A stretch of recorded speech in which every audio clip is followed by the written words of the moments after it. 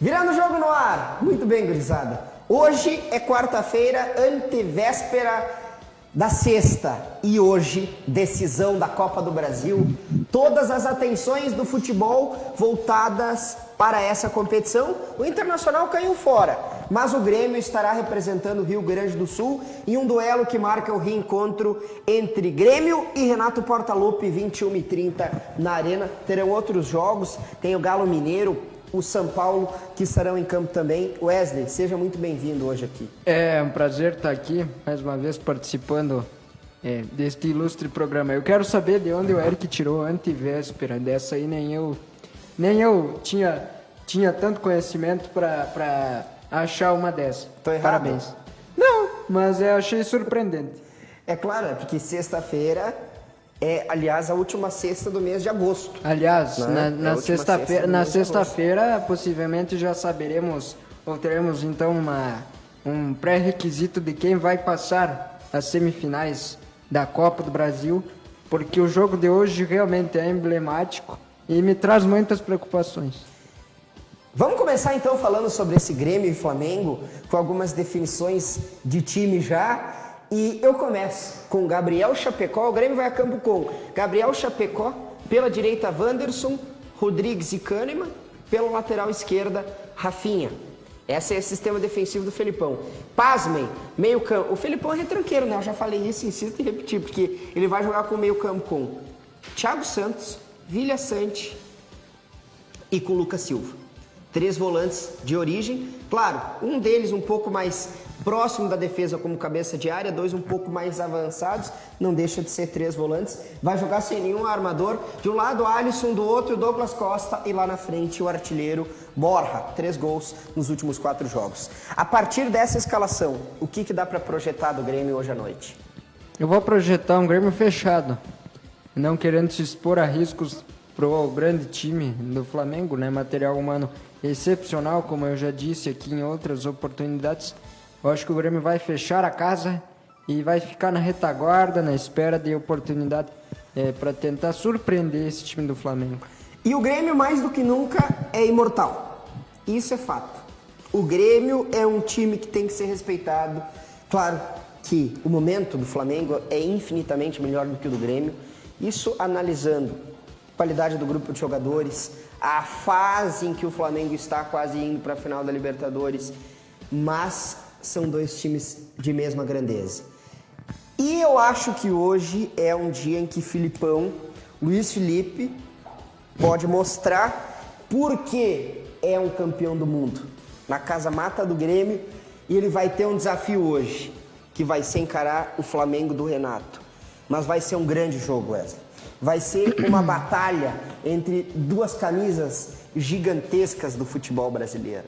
Quero dizer que eu estava fazendo algumas análises hoje à tarde e o Grêmio vai ter que usar as mesmas armas que o seu co-irmão Internacional utilizou para ganhar do Flamengo.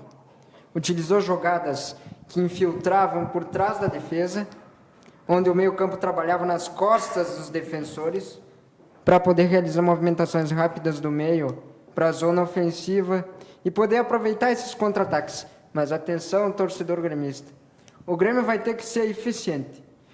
Trago esse dado baseado na ideia de que a única derrota que o Flamengo do Renato sofreu foi para o Inter. O Inter chutou 5 bolas em gol e fez 4 gols.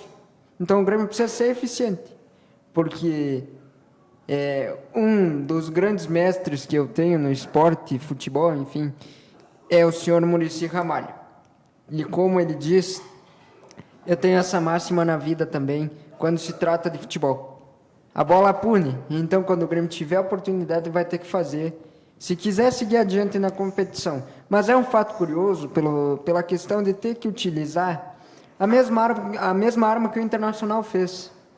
Quando tinha que jogar atrás dos defensores do Flamengo, chegando em transições rápidas à frente e definindo com inteligência, além da boa pontaria. É isso. A tua leitura ela é correta, mas o Inter usa as armas do Inter. O Grêmio usa as suas armas. Mas eu estou falando em questão de esquema. Não, eu estou usando a questão de modelo de jogo, não é questão de ser Inter ou ser Grêmio. O Filipão é um técnico que conhece Copa do Brasil. Tanto é que ele ganhou com um timinho lá de Santa Catarina, da cidade de Criciúma, que é um time que, à época, surpreendeu. E o Criciúma é campeão da Copa do Brasil. O Filipão, ele foi campeão com o Palmeiras. Em 2012. Da Copa do Brasil. E ele sabe, melhor do que ninguém, que o Grêmio é copeiro. Tanto é que é pentacampeão da Copa do Brasil. Então, se há um cara que pode vir surpreender a todos com uma conquista, com um triunfo na noite de hoje, por mais que o Flamengo seja todos esses adjetivos aí tu escolhe, extraordinário, fenomenal e tem sido contra todos os adversários, com exceção do Internacional, que foi lá e ganhou no Maracanã, mas um resultado bem atípico, nós temos que ter a compreensão que o Filipão é o cara que pode surpreender. Se isso vai acontecer, aí eu já não sei. A tendência é que não aconteça. A tendência é para um placar favorável para o Flamengo, sem muitas dificuldades. E eu acho que tu deve concordar comigo. O Flamengo deve ganhar sem muitas dificuldades. Mas se tem um cara lá que pode fazer a diferença, é o Filipão. Eu quero trazer uma informação aqui, que vem de encontro a uma declaração do senhor Renato Portaluppi, após o jogo contra o Ceará. Empatezinho, né? Aqui fala, Eric. Não, empatezinho. Não, é só para complementar. No empate do Flamengo fora de casa contra o Ceará, o Renato se contrapôs num artífice que ele utilizava aqui no Grêmio. Ele queria um time de 200 milhões para ganhar tudo. Deram um time de 200 milhões para ele. 100 milhões, enfim. E ele disse que com um time de 100 milhões não se pode existir a obrigação de ganhar todos os jogos. Então eu acredito sim, como diz o Eric, que a pressão está do lado do Flamengo, porque o Grêmio vai jogar, aliás, corroborando com o que eu vou dizer aqui, uma declaração do senhor Romildo Bolzano, que diz que o Grêmio não tem pretensões na Copa do Brasil, não pretende levar adiante em caso de revés, né? Mas fica aí a conta de que o Grêmio vai entrar como coadjuvante para jogar e quem sabe conquistar o resultado. O pessoal já está dizendo 3-0 pro Flamengo. A tendência é essa.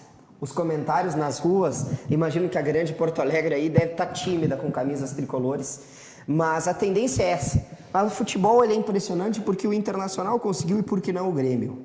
O Ceará arrancou um empatezinho. O empate na arena é um resultado que favorece muito o Grêmio. E esse entendimento de que o Flamengo ele é favorito, ele não é só compreendido pela imprensa carioca, pela imprensa gaúcha, mas por qualquer imprensa de todo o país.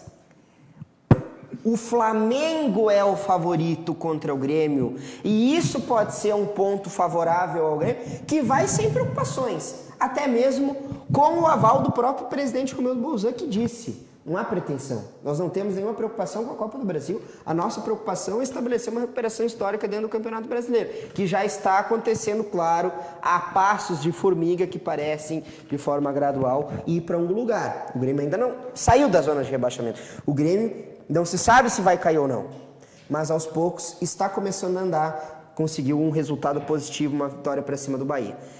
Agora, eu me nego a acreditar, olhando as duas equipes, Wesley, que já há algo definido. Eu me nego a acreditar que o Flamengo já está classificado para a semifinal. E o futebol é traiçoeiro. Algumas competições, como é a Copa do Brasil, às vezes são traiçoeiras. Vou perguntar para o Eric se ele gosta de uma cúmbia latino-americana. Porque ontem o Grêmio fez o anúncio do meio-campo Hamilton Campas, jogador colombiano, de movimentação vindo do Tolima. Aliás, foi tentado pelo Internacional. É o Messi, né? Até esses tempos atrás. Olha, eu não vou dizer isso, porque realmente fica complicado. O Messi está comprovado aí, o Campas vem para ajudar o Grêmio a sair de uma situação difícil, que aliás já está no boletim informativo diário da CBF. E pode jogar hoje contra o Flamengo. E vai jogar. Porque eu conheço o Filipão vai colocá-lo para jogar. Nem que seja 10 minutos. Porque esse jogador... E isso é uma coisa que se fala, porque o jogador sempre tem. Apitam flauta lá, tocam flauta aqui. Esse jogador, e o Wesley, tu vai concordar comigo, o jogador de futebol não desaprende a jogar. O ritmo, tá 30 dias sem jogar, ok. Mas o jogador ele não desaprende e vai pro jogo. Porque o Grêmio gastou dinheiro, ele está... tu sabe que ele chegou em Porto Alegre na quinta-feira, ele desembarcou. Ficou um tempão lá para ser regularizado. Pois bem, agora vamos fazer jus a isso e coloca o cara para jogar. Essa que é a expectativa da torcida do Grêmio. Eu espero que realmente ele faça tudo o que a torcida do Grêmio espera, né? Aliás, foi utilizado um tweet do Grêmio na mesma época em que foi contratado o lateral Orejuela. O Grêmio utilizou o mesmo tweet por não citar o jogador para fazer o anúncio da contratação. Dizer aqui que é bom que o Hamilton Campas atenda às expectativas porque foi um jogador caro. Foi jogador caro, só que assim, né, Wesley, vamos pensar também, vamos ser um pouco mais inteligente, não ser tão irredutível nessa análise, porque o Grêmio já está pensando na temporada 2022. O que todo mundo espera, esquece Copa do Brasil. O Grêmio já tem 5 conquistas. A preocupação é o Campeonato Brasileiro. E pensando na próxima temporada, o Grêmio tem que estar na Série A do Campeonato Brasileiro. A partir daí se começa a pensar nas outras questões. O Grêmio não pode cair de jeito nenhum. Isso é a primeira coisa. Depois nós começamos a formação do elenco. E aí já vai poder contar com o Vilha Sante, com o Borja e também com o Campas, que assinou contrato até 2025. Pensando nesse contexto um pouco maior, foi uma baita contratação desse jogador. Até porque é novo, né? Um jogador novo, um jogador que conhece o cenário sul-americano e vai contribuir com o Grêmio. Se não conseguir contribuir tão em breve, nessa temporada, vai poder contribuir na temporada seguinte, porque é um bom jogador. Como eu disse, ele é um jogador de movimentação. Vou citar aqui algumas das qualidades dele. E para mim a melhor, ele é um jogador, como eu disse, de infiltração, né? Gosta de jogar nas costas dos defensores, vai trabalhar na última faixa do campo, fazendo intermédios entre a última faixa do meio para a entrada do ataque, entrada da área. E para mim a maior qualidade desse jogador, Eric, ela passa pelo arremate de uma média distância, porque eu estive acompanhando alguns lances dele ainda na Colômbia, e esse jogador tem esse ponto muito válido a ser destacado, porque já não se vê mais jogadores com predileção para arriscar arremates de fora da área, e ele tem essa, como é que eu vou dizer, essa qualidade aí que pode agregar no Grêmio. É isso aí. A coincidência, não fui eu que falei, foi o Wesley que falou, depois cobrem dele. Trazendo o Internacional como referência. Se nós formos pensar nesse jogo contra o Internacional, Wesley, teve um destaque que foi o maior para mim deles, tirando o Yuri Alberto, que foi o hat-trick, teve um outro destaque chamado Tyson. Jogador identificado, um jogador que vinha atuando bem e que desembarcou em Porto Alegre naquela partida. Foi fenomenal. O terceiro gol foi o mais bonito da rodada e quiçá, um dos mais bonitos dele com a camisa do Internacional, percorrendo ali quase que 25 metros da linha intermediária. Nós podemos ter hoje, por que não, o desembarque do Douglas Costa, que é um jogador que chuta de longe, que vai na jogada individual, que caminha pelo corredor, que contribui na criação ofensiva, é o Douglas Costa, mas que até agora não mostrou porcaria nenhuma, não está jogando porcaria nenhuma. É claro que tem que ter o entendimento da questão física do jogador, que está abaixo o ritmo, mas esse pode ser um jogo decisivo para ele. Eu quero acreditar que é uma grande oportunidade. Eu não sei se tu concorda comigo. Eu quero acreditar que é uma oportunidade, porque o Douglas Costa, dados os perdões das circunstâncias, eu vou trazer essa temática aqui de novo. Vou trazer porque ela ainda é relevante, se não fosse eu não traria. Douglas Costa casou enquanto o Grêmio estava sendo eliminado da Copa Sul-Americana. É hora de começar a render futebol. Bola dentro do campo, proatividade tática e técnica para contribuir com os companheiros. Porque ele é um jogador caro, é um jogador de qualidade reconhecida. Isso aí é impossível dizer que não é. Agora, está na hora de começar a jogar bola. Campeão mundial por clubes, né? E o Ferreira vai estar à disposição também. Esse é uma questão um pouco mais difícil, porque eu acho que ele está fazendo esforço para deixar o Grêmio, e aí fica complicado querer falar em questões de contribuição, porque quando o jogador não tem mais a cabeça no clube, fica difícil. Vamos se redimir. Esse é o jogo para se redimir, para abraçar a torcida contra o Flamengo no reencontro com o Renato Portaluppi. Todos os caminhos levam a Porto Alegre, Arena do Grêmio, 21h30. Eu quero palpitar. Eu quero palpitar. Vai, Eric, vai que depois eu vou fazer uma consideração. O Grêmio leva gol hoje, isso é inegável. 1-1. Eu quero pedir uma coisa pro Eric aqui. Dadas as circunstâncias do jornalismo e do conhecimento do bairrismo gaúcho no futebol. Eric, o que poderia acontecer com a estátua de Renato Portaluppi em caso de um vexame hoje na Arena do Grêmio? Eu vi torcedores comentando que a estátua seria derrubada em caso de situações vexatórias. Espero que isso não aconteça, porque foi um investimento feito pelo clube e, querendo ou não, mantém a história do Renato próxima do Grêmio, que agora, né, tá do lado oposto. O que tu tá querendo dizer, Wes? Eu tô dizendo que eu vi opiniões. Dizer o quê, eu tô dizendo que o Grêmio vai ser goleado? Não, quero ter o palpite. Não, é bem diferente disso. Eu tô falando que, devidas às circunstâncias, eu vi torcedores do Grêmio, ou enfim, chame como quiser, pode ser vândalo também, porque eu sou contra a violência, contra quebra-quebra, que falaram que em caso de derrota vexatória iam derrubar a estátua do Renato. Quer que eu seja sincero? Tu tá querendo dizer que o Grêmio vai protagonizar um fiasco frente ao Flamengo? Não, eu tô dizendo que eu vi torcedores, é a terceira vez que eu falo isso. Perceba, eu vi torcedores do Grêmio, né, ou enfim, identificados, falando sobre essa questão. Eu acredito que se o Grêmio souber cozinhar o jogo, souber segurar... Isso o Filipão sabe. Souber segurar as iniciativas do Flamengo, num cenário atípico seria um empate. Eu acredito na passagem do Flamengo, mas o Filipão precisa ser inteligente, se quiser ter chance de passar de fase. Quer um técnico retranqueiro? O José Mourinho é técnico retranqueiro. Segurou o Barcelona em 2010 e foi campeão da Liga dos Campeões. Aquele Barcelona do Guardiola, tu conhece. Para quem não tem o conhecimento, eu tô dando essa explicação. Diego Pablo Simeone chegou a 2 finais com o Atlético de Madrid. Perdeu as 2, né? Mas chegou à final. Perdeu as 2. Perdeu as 2, mas chegou à final. O que eu tô querendo dizer é que assim, são 2 técnicos retranqueiros. O Filipão, ele dá aula para esses 2. Porque ele é o maior retranqueiro que eu já vi.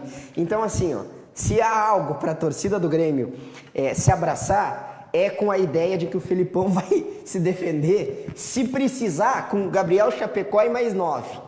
Isso todos nós temos. Eu quero só antes, me dê o direito de resposta, Wesley. Porque eu critico aqui e critiquei o senhor Alessandro Barcelos, o próprio Romildo Bolzan, e quero fazer um elogio ao senhor Marcos Herman, que ontem deu uma aula no Castelhano, na apresentação oficial do Campas, e quero reiterar uma frase que é dele: o torcedor comum não vê o que acontece diariamente no CT Presidente Luiz Carvalho.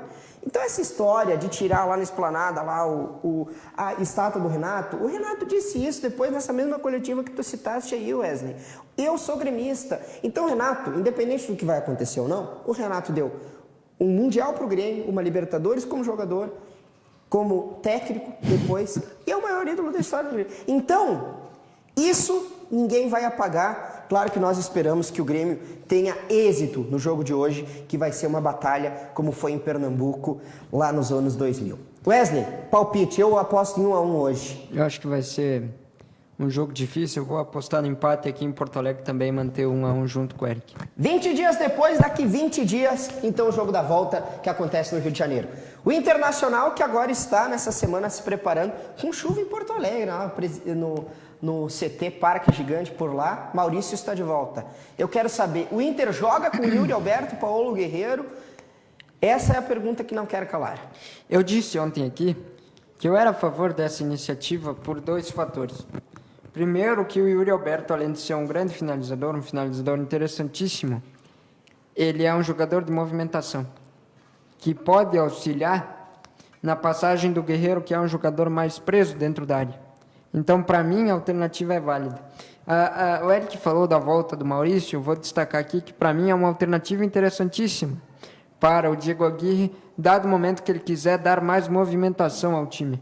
Porque a gente vê que o Maurício, ele sabe se deslocar da faixa intermediária para a faixa final rapidamente dando contextos de tabelamentos, né? Enfim, trabalhos interessantes de toques curtos, podendo chegar em reais situações de perigo frente a situações de ataque no Internacional. Que baita dor de cabeça pro Aguirre colocar esses dois jogadores. O Paulo Guerreiro, que eu sou fã. Eu sei que o Wesley não gosta muito do Corinthians. Eu admiro aquele Corinthians do Tite, 2012, campeão da Copa Libertadores, em cima de nada mais, nada menos do que o Boca em La Bombonera, com Romarinho brilhando. E depois, nem mesmo o Chelsea de Peter Cech foi capaz de segurar o Corinthians, e o Paulo Guerreiro esteve lá protagonizando o gol que decretou o título para o time do Corinthians. Wesley, vamos falar sobre rally, porque Leandro Zanotto, mais uma vez com uma entrevista com um piloto e com um navegador, vamos até ele. Diga lá, Leandro Zanotto.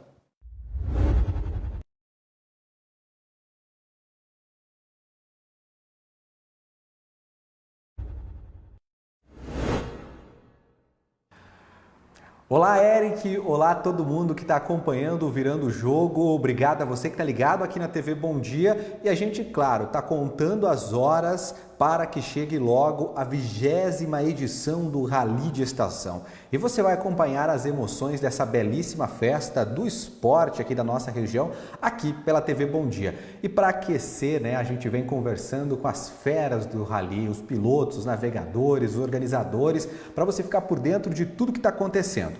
Hoje, na nossa conversa aqui do dia, eu estou recebendo carinhosamente duas feras do Rally. Primeiro, a Romina Romi, ela que é a única mulher piloto do Campeonato Brasileiro e gaúcho, está em 4º lugar na categoria mais rápida entre os 4x2, a Rally 4. E ao lado dela, o Marcelo Dalmut, navegador de Severino de Almeida, líder do brasileiro na categoria Rally 2, 4x4 e também do Campeonato Gaúcho. Bom, ontem eu conversei aqui com a navegadora da Romina, a Lucivânia,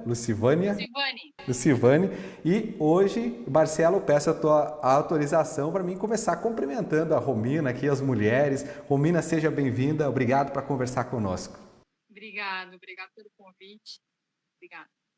Marcelo, seja bem-vindo, obrigado também pela parceria aqui conosco na conversa de hoje. Obrigado, é um prazer sempre participar com vocês aqui.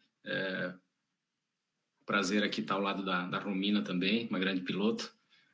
Vamos nos divertir aqui, bater um belo papo. Bom, Estação, 20 anos, um rally aí que o pessoal já conhece bastante, gosta bastante de andar e um pouco diferente esse ano. Romina, você vem aí com uma dupla feminina, vem para competir, já competiu no Nacional, né, lá em Araucária, agora vai correr novamente nessa dupla. E como é que está a expectativa aí para essa prova que acontece no início de setembro? Tá muito boa, tá? A gente está com uma expectativa bem grande. Eu andei em 2019 em Estação, sem palavras, uma baita prova. Que nem eu digo, né? É a minha primeira paixão, foi o meu primeiro rally, tá de volta pela segunda vez e é muito bom. A expectativa com a Lu tá boa, tá? A gente tem uma boa afinidade e tá bem legal, assim. A gente tá bem na expectativa boa, assim. Marcelo, estou aqui de Severino de Almeida, da região do Alto Uruguai, né? Praticamente vai estar correndo em casa também. Como é que está aí a expectativa de vocês para essa prova? A expectativa é sempre a melhor possível, né? A Estação para nós também é um marco. Também, Romina, foi meu primeiro rally lá em 2001. Então, estamos fazendo 20 anos aí. Sempre é bom voltar, muitos amigos, uma prova muito bem organizada, trechos fantásticos, né? O piso excelente, especiais rápidas com trechos bem técnicos. Então, é muito bom voltar e a gente pretende, né, dentro do possível, fazer uma bela prova para tentar aí manter a liderança nos campeonatos. Bom, desde 2001 correndo ali em Estação, Marcelo, tem algum segredo para correr naquela pista ali? Ou dá para se dizer que é uma pista bem parecida aí com as outras que vocês já encontram no rally aqui até o momento? Praticamente assim, a nossa região do Alto Uruguai, ela tem um piso que se assemelha, né? É um piso mais duro, um piso cascalho. o que diferencia a estação talvez sejam especiais mais rápidas e mais largas, né? Geralmente as especiais vêm sendo mudadas com o passar dos anos, né? Mas tem uma característica sempre marcante que são especiais rápidas, né? E com isso também exige mais dificuldade, mais cuidado, né, da dupla aí, porque qualquer erro pode ser prejudicial. Romina, fala para mim como é que surgiu essa dupla com a Lucivane, que é aqui da Erechim, né? Ontem nós conversávamos com ela, me contou assim que você mora em Santa Catarina, né? E mesmo assim, Florianópolis. Como é que aconteceu a junção e a ideia de correr esse Campeonato Brasileiro aí, juntar ela, que tem essa história de navegador, e você de piloto? Então, meu primeiro rally que eu andei ali em estação foi com o Matheus, de casa, e segunda vez foi com o meu marido, e a terceira vez eu falei, vou tentar achar alguma pessoa que a gente consiga fazer todo brasileiro, que é o nosso objetivo, e aí surgiu a ideia, eu falei, vou falar com a Lu. E aí do primeiro papo que a gente já bateu uma afinidade, a gente já começou a conversar, e até então estamos indo para a segunda prova. Espero que a gente consiga fazer o ano juntas, né? E tô gostando bastante, assim, da afinidade menina com menina. Nada contra que eu me dei muito bem com o Matheus e com o marido, mas é legal. Tá fazendo o mesmo esporte com a mesma paixão em comum.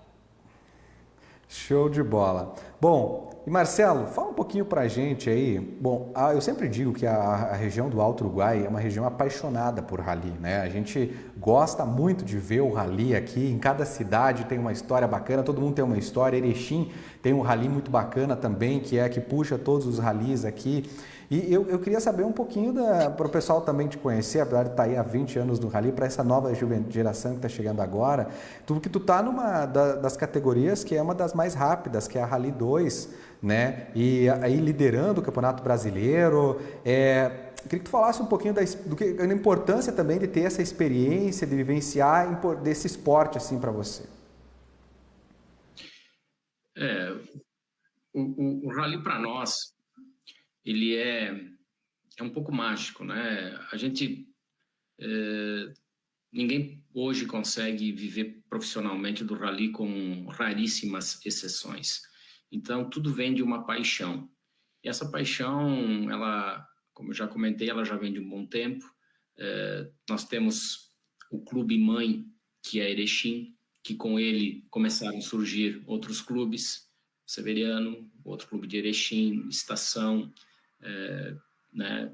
Então a região toda foi se fortalecendo, e isso é positivo, porque automaticamente acaba trazendo mais pessoas que não se aproximariam do rally aqui de Erechim, então acaba englobando. Então hoje eu prefiro dizer que nós temos uma região muito forte no rally, que isso já leva para o Brasil inteiro, né? E começou com regularidade, eu comecei, né? Fomos andando na brincadeira, a brincadeira começou a ficar mais gostosa, mais arriscada, né? Maior adrenalina, fomos por velocidade, foi uma brincadeira. Parei um tempinho, andei com o Evandro Carbonera, que nós começamos junto, né? Que também é um grande piloto hoje. Depois andei com o Fábio Dallagnol, fomos campeões brasileiros pela Fiat em 2007. E em 2011 eu recebi o convite do Ulisses, que eu sempre gosto de frisar, que é meu ídolo, que a minha grande dificuldade foi conseguir navegar para ele, porque é muito difícil. A cadeira elétrica do navegador, ela é muito tensa, então você precisa de muita concentração. E eu demorei de um bom tempo para conseguir assimilar essa tranquilidade de estar ao lado do meu ídolo, navegando para ele, andando aí a 220 por hora nas estradas de chão, né, e procurar ser preciso no momento das cantadas. Isso foi evoluindo. Hoje a gente tem 5 títulos nacionais ao lado do Ulisses e mais um ao lado do Fábio no 4x2. E é uma história que que vem de um bom tempo aí, vamos ver mais por quanto ela segue. Muito bem. Bom, a gente acompanhou a passada de vocês em Aratiba, realmente vem muito forte essa equipe aí e é muito bacana ver essa história na pista. E o Romina, bem dizer, né? Claro, você começou há 5, 6 anos, mas ainda é jovem no rally, né? Não que eu estou falando que o Marcelo, já é velho no rally, não estou falando isso, não. Mas ainda está gatinhando aqui para conhecer. Como é que é para você andar do lado dessas feras? O Marcelo agora está falando, estou navegando com o meu ídolo, né? E eu tenho certeza que aqui também de uma lenda no rally, né? São lendas do. A gente tem que respeitar muito a história das pessoas, né? A história, assim, a trajetória de cada piloto ali, né? É verdade. E eu queria saber exatamente de você, né? Porque eu tenho certeza que você tem vários ídolos ali no rally, né? E agora, porque quem corre ali é apaixonado também pela história dele. E como é que é estar do lado dessas feras, conversar, trocar experiência? Porque os pilotos, claro, na pista cada um está fazendo o seu trabalho, está lá competindo, mas fora é uma grande amizade. É isso que o rally representa, né? Essa parceria entre todo mundo. Como é que é para você correr ao lado dessas feras e participar nesse momento? É um prazer. Conversar, aprender, ouvir histórias das provas anteriores, né? A gente aprende muito. E hoje ali, meu maior ídolo é o meu pai, né? E querendo ou não, a gente, que nem eu falei, estou na frente aqui, estou conversando com o Marcelo, ele, é uma baita lenda sempre, né? A gente ouve falar dele, do Ulisses, dos irmãos Sartori. Desculpa se eu estou esquecendo de algumas pessoas, mas muitas, durante todo esse tempo que eu acompanhava meu pai quando eu podia, eu estava sempre ali, sempre gostava de estar envolvida, conversando, que nem eu disse, ouvindo as histórias das provas. E eu acho que depois das provas, não sei, né, Marcelo? Depois das provas a gente tem vários contos, várias histórias, vários acontecimentos.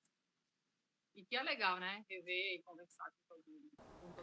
Vou aproveitar que tu falou em histórias, né? Porque eu vou pedir para o Marcelo. Marcelo, em todos esses anos de rally aí, tem algum momento, claro, tem vários momentos, mas tem aquele momento do rally que está no teu coração, que você sempre lembra e conta uma história aí do rally para a gente que você gosta e ficou te marcando nessa história até agora. Olha, cada prova é uma história, cada prova é um momento especial que a gente vive, né? E se faz uma soma aí é um livro, né? É um filme que passa pela cabeça. São vários momentos, né? Sei lá, talvez um momento marcante para mim foi uma prova que participamos no Rally da Graciosa, é a subida da Graciosa, que é um trecho tradicional de muitos anos, de talvez 40 anos do Rally brasileiro, onde surgiu o Rally no Brasil, em Curitiba. Uma subida tradicional muito... E foi um final de noite, início de noite, e nós largamos, eu e o Ulisses, assim, e foi perfeito, sabe? Nós chegamos os dois, paramos o carro, os dois gritando como loucos, e sabe, o pessoal olhava, o que está acontecendo? Porque foi tanta adrenalina que a gente precisou extravasar de alguma forma, e a gente começou a gritar e abraçar e vibrar, e isso foi muito, muito marcante para mim. Mas eu gostaria de ressaltar 2 detalhes. Um, que a gente consegue conversar muito pouco, né, Romina? As provas são muito corridas, a gente chega, se envolve na equipe, no levantamento, acaba a prova, tem que ir embora, porque no outro dia precisa trabalhar. Então, a gente não consegue conviver, ter um relacionamento, trocar experiências como se gostaria, né? Verdade. E outro ponto importante que a gente não vive só um rally regional, mesmo um gaúcho ou brasileiro. Nós temos também referências internacionais, como é o Júlio, o pai da Romina, que participa também, né? Que traz experiência para nós, tanto técnica de pilotagem quanto de carros, né? É um preparador também. Isso agrega também, evolui o nosso rally nacional. É muito importante isso. E que bacana, né, saber que o rally, ele segue, no caso aí da Romina, passando de pai para filho e sendo essa coisa bacana, né? Apesar agora da pandemia também, nós tivemos que ficar um pouco mais longe, né? E esse rally também vai ser assim, cada equipe vai estar no seu lugar, vai estar seguindo todos os protocolos, né? Mas, de qualquer forma, é muito bom saber que esse esporte está cada vez mais unido e trabalhando e vocês aí estão andando. Gente, eu quero agradecer muito, a gente está chegando ao final do nosso bate-papo. Começo agradecendo ao Marcelo. Marcelo, obrigado por estar aqui, tirar um tempinho, sei que é corrido, que a vida de vocês fora também é corrida, né? E muito obrigado, e a TV Bom Dia volte sempre aqui para conversar conosco sobre rally, outras coisas, que é sempre bacana receber uma lenda aqui para conversar. Prazer enorme estar aqui com vocês. O Bom Dia é um órgão de imprensa que tem apoiado muito o rally, e para nós é muito importante isso, ter essa divulgação do nosso esporte. A gente fica sempre à disposição e, mais uma vez, agradeço a oportunidade. Romina, com o maior carinho, orgulho dos erechinenses aqui, que você também tem uma erechinense a bordo do teu carro, da nossa região, também está representando a gente aqui. Muito obrigado por essa entrevista, sucesso nesse rally, né? E o Marcelo é uma lenda, mas você é de uma família de lendas, você faz parte de lendas. E, gente, eu que sou apaixonado por rally, eu tô arrepiado em cada entrevista, conversando com essas feras. Obrigado, Romina, obrigado mesmo.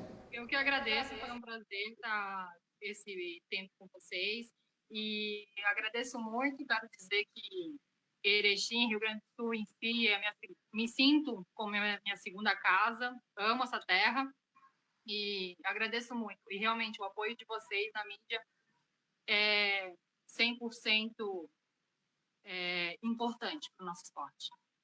Obrigado, pessoal.